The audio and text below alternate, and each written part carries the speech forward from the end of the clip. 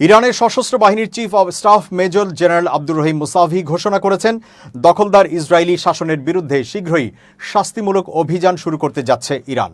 রাতে এক ভিডিও বার্তায় তিনি বলেন, ইরান এখন পর্যন্ত যে পাল্টা হামলাগুলো চালিয়েছে সেগুলো মূলত সতর্কবার্তা এবং প্রতিরোধমূলক ছিল।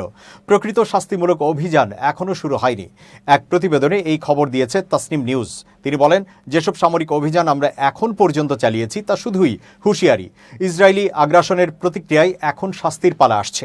ভিডিও বার্তায় মুসাভি ইসরায়েল অধিকৃত ফিলিস্তিনি ভূখণ্ডের অধিবাসীদের, বিশেষ করে তেল আবিব ও হাইফার বাসিন্দাদের উদ্দেশ্যে হুঁশিয়ারি দিয়ে বলেন, জীবন বাঁচাতে এসব এলাকা ত্যাগ করুন।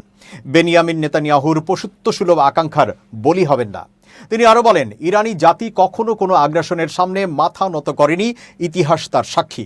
এবারও বর্বর ইসরায়েলি হামলার মোকাবেলা করে তাদের অপরাধের জন্য উপযুক্ত শাস্তি দেবে ইরান।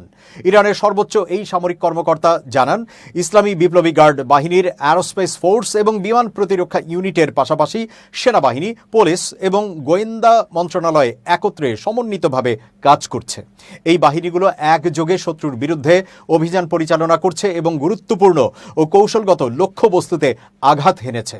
তিনি বলেন, 13 জুন থেকে শুরু করে দখলদার ইসরায়েলি বাহিনীর আগ্রাসনের জবাবে ইরান একাধিক দফায় ক্ষেপণাস্ত্র হামলা চালিয়েছে ইসরায়েলি লক্ষ্যবস্তুর ওপর।